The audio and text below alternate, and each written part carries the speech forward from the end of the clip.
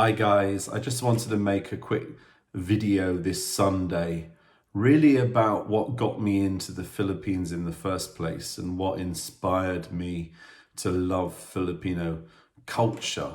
I know I've mentioned this before, but this is really kind of a candid introduction, if you like, to what makes the Filipino people so special. I first started hearing about the Philippines when I was around about 18 or 19 years old. I was a massive fan of Miss Saigon, which was in the Theatre Royal in Drury Lane, and I picked up a souvenir brochure, and I quickly discovered that many of the lead cast, including Lea Salonga, Monique Wilson, Robert Sena, Isay Alvarez, were from the Philippines.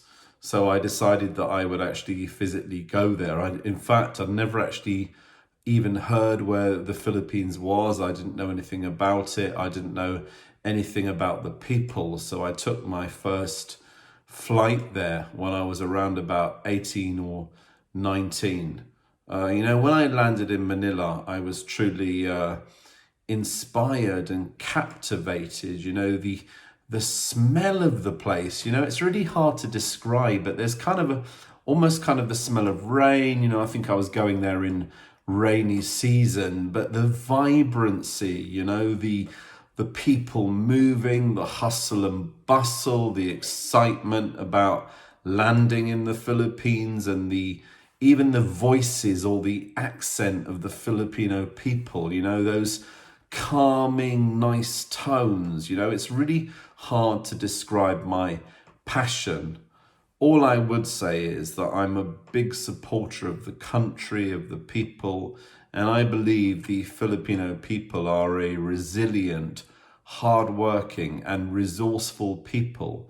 And I love that mentality or attitude of Filipinos, in that they will do all they can to support their families, and of course many go abroad as OFWs. We have over 11 million overseas Filipino workers, and they go round the world. Whatever part of the world you're in, you will always come across Filipino workers, and they always have that smile. There are so many stories about Filipinos who basically they would eat together and share their culture together. Whenever you're working with a group of Filipinos, you would always see them in the dining room, maybe at lunchtime, sharing foods and supporting one another, even though they're far from their family, maybe 7,000 miles from their family.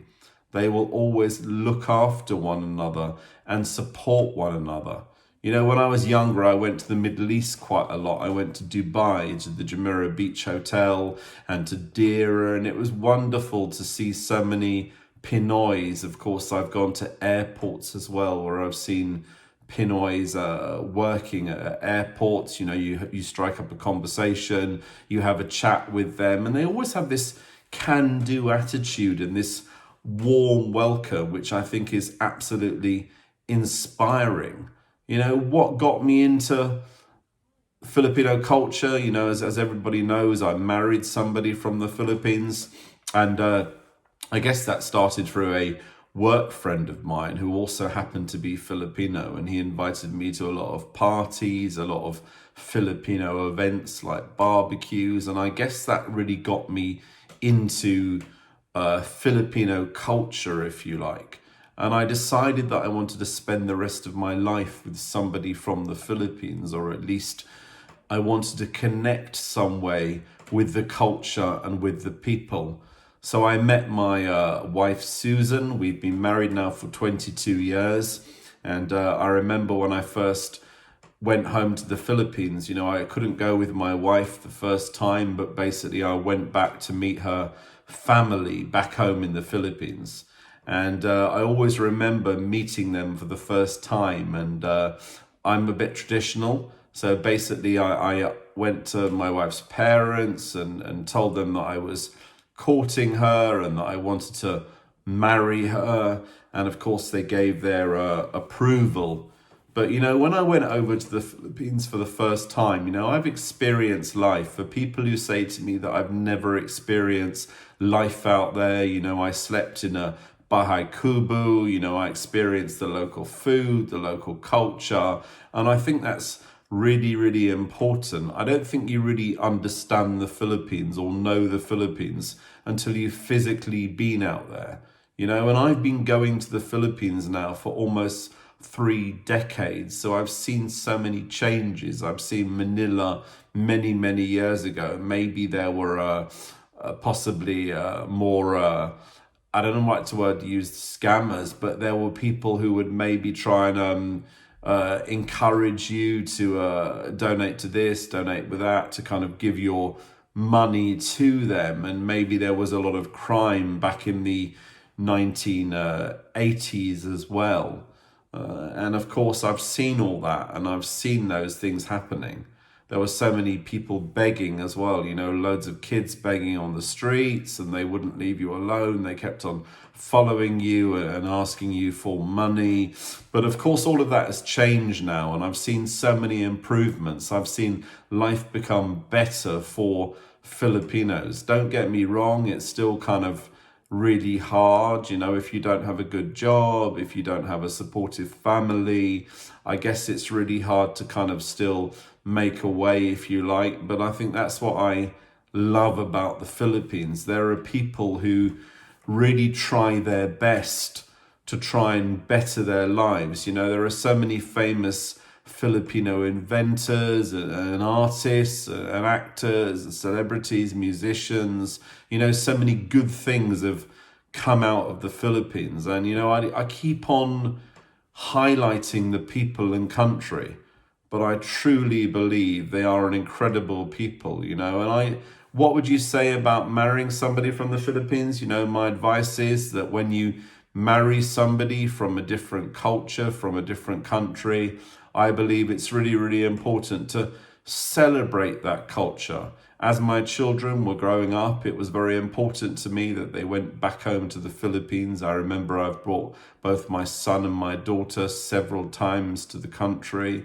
And I believe that's important. It's also important to eat Filipino food in the house. And I've heard in the past there are maybe some foreigners or some Brits who don't really like people speaking Filipino in front of them. So, for example, if you guys were in your house and somebody spoke in Tagalog, you would say it was rude. I completely disagree. In fact, I think it's very important. I think speaking Filipino should be encouraged in the house.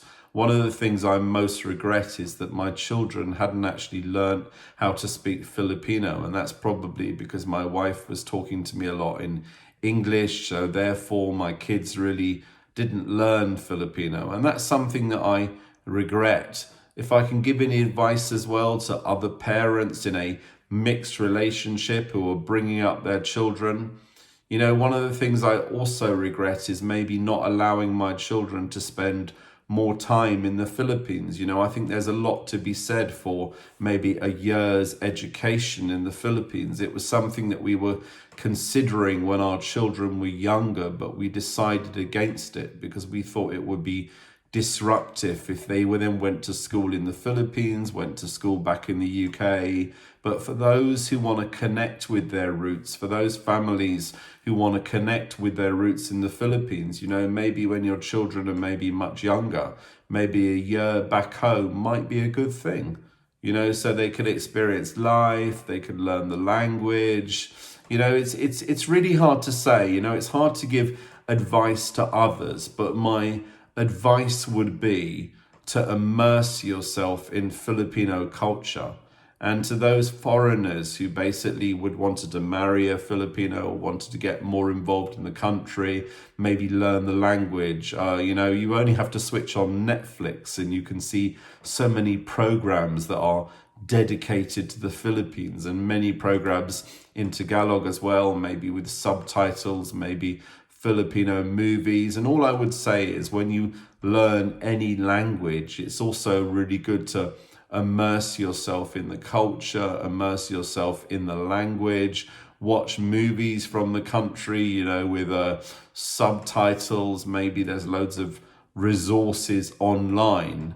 But what I would say is this, you know, I really would encourage you guys, if you're not Filipino, to immerse yourself in the Philippines. You know, there are 7,107 truly incredible islands. You know, the Philippines was recently voted as the second most Instagrammable country on the entire planet, which is something that's quite extraordinary. You know, there are so many wonderful sights, so many wonderful things to see. You know, there are fantastic fiestas and different cultural festivals around the country. I know that since lockdown, you know, it's been hard to go back home to the Philippines. I know it's kind of it is banned for foreigners to visit home right now. But, you know, this is something that I hope we will overcome, and I hope we can all go back to going to the Philippines soon. You know, it's something that's in my blood. You know, it's really hard to describe, but I have a deep affinity, a deep love, and a deep connection with the Filipino people. And some people have said to me that I'm involved in politics, etc.